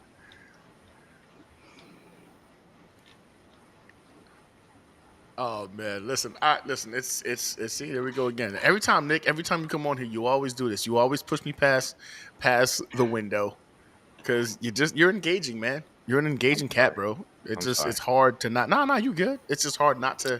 Well, to listen you're just to going to tell your wife to blame me, and then she's going to be mad. That's what I do. That's what I'm going to do. I'm going to be like, listen, I was getting off, and then freaking, Nick, he jumped on. No Diddy with that. No Diddy. Not how it happened. Please rephrase. I want to go ahead. Nick jumped on. Oh, that does sound all kinds of, man. See, that's my bust. I messed that one up. That's several on me. Ladies have used that sentence in the past. Where's it at? They've used that sentence too. Someone is scrappy and they get a jab at the end. I heard. I don't know. So I want to get final comments on this. I don't know. This guy. Can y'all hear it? Nope. No. Nope.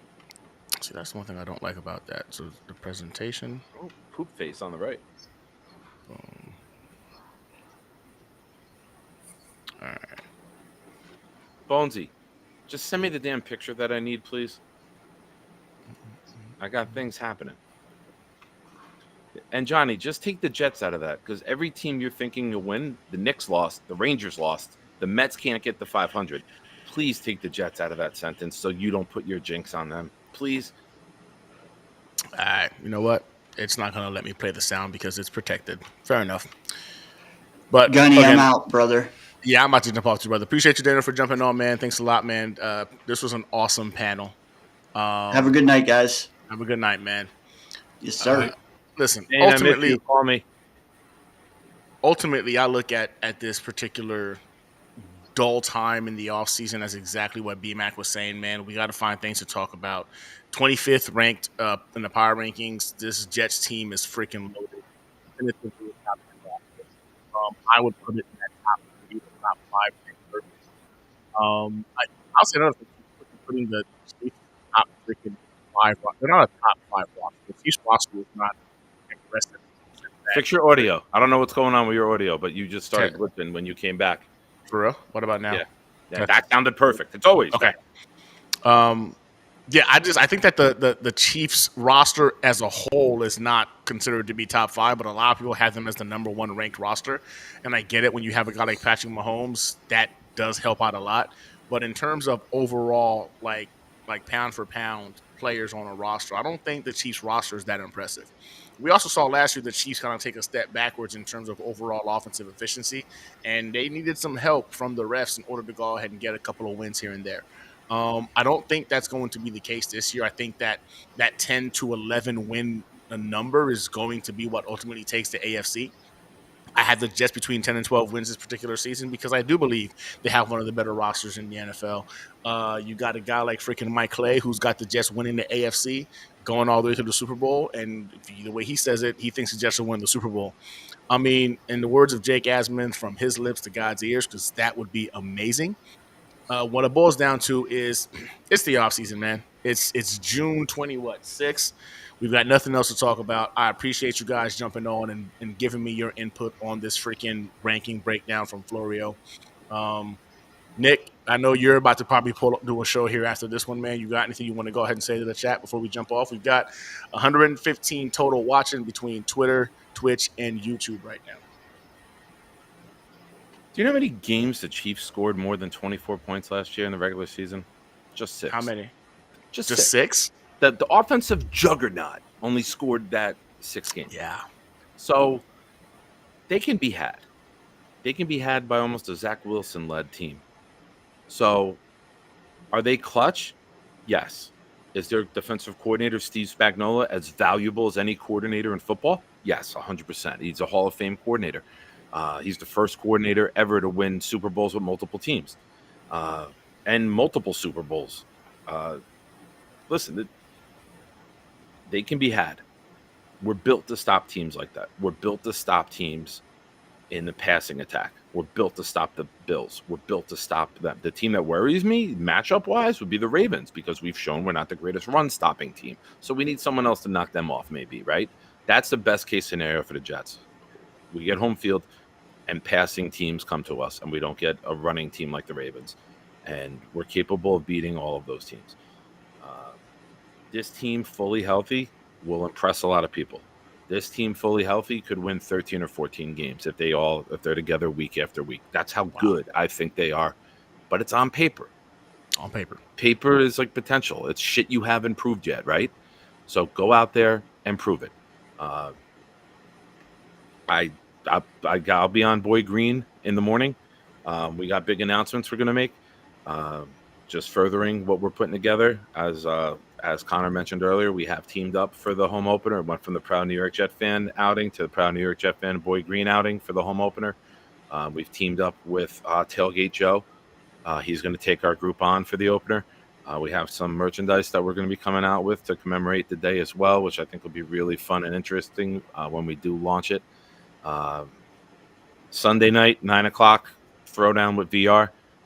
Wednesday night, July 10th, Jeremy no longer does the live show with me, so there's no more Pride and Chaos. But starting July 10th, I'm launching a new project called First Class Flights with Nick Shine. I will have on fans, content creators. I've got 3 former Jets lined up for when the season starts, and it's going to be an interview show.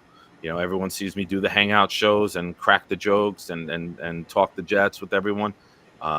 But I want to show a different side, and I want to have, show the ability to interview people. So it'll be an interview style show with a bunch of different people. How did you become a Jet fan? This, that, the whole bunch of different questions, and be more the listener, which I'm not great at. So it'll be a new side of me that I showed everybody. And then Thursday night throwdown, 10 p.m. and random hangouts everywhere. So I'll Nick, plug the channel in the description, bro. Let people know where they can find you, man. Yeah, Proud NYJ fan, and I'm wide awake, so I will set the stream up, and about 5 minutes after Gunny's done, I'll hop on and see where the night takes us. Man, as always, Nick, man, always a good time, brother. You have a good night. You I'll too. chop it up with you again next time. B-Mac, appreciate you too, bro. I'm sure I'll see you shortly, B-Mac. Yep. Good night, gents. Appreciate you guys for hopping on. Peace. And that's episode 15 of the of the Hangout, man. Like we had, I think, 7 different guests on the show at any given time. Again, I appreciate you guys for being here and watching the show, man. Episode 15. Trying to stay consistent as possible doing the show. I really enjoy engaging with y'all. 120 people across all platforms right now watching the show. Much appreciation. Now, if you're watching the show not on YouTube, listen, do me a favor. Just log off real quick off of Twitter, off of Twitch, off of Instagram, and just jump on YouTube real quick. Find the channel, give it a follow. I'm trying to get to 2K. Once we get to 2K, there is going to be a massive giveaway that's being presented to the first 2,000 subscribers. There'll be obviously a live drawing on the show. You got to be on the show to go ahead and win. It's only going to help you to go ahead and be following us here on YouTube, but it's going to be a New York Jets superstar. So it might be a current star. It might be a Hall of Fame star. I haven't decided which one you're going to get yet, but I will tell you this. The jerseys are actually already here in the building. They're in that container right over there. Just waiting to get to 2K for us to go ahead and divvy those bad boys out. So again, if you're following me or watching anywhere else, jump on YouTube, like, subscribe. Let's get to 2K real quick. I want to go ahead and get this out to somebody. I appreciate y'all, man. You guys hung out with me for an hour and 45 minutes today in the hangar. Y'all make this shit fun, dog. Can't wait to do it with you guys again. I'll see y'all next week. Y'all have a good night. And if you're leaving here and you're still awake, Nick's about to go ahead and do his thing. Definitely go catch his show. And I'm glad there was no glitching of the video all freaking night. I made sure I tracked that, which means the fix has been fixed. So there shouldn't be any issues on my end moving forward. Appreciate y'all. Have a good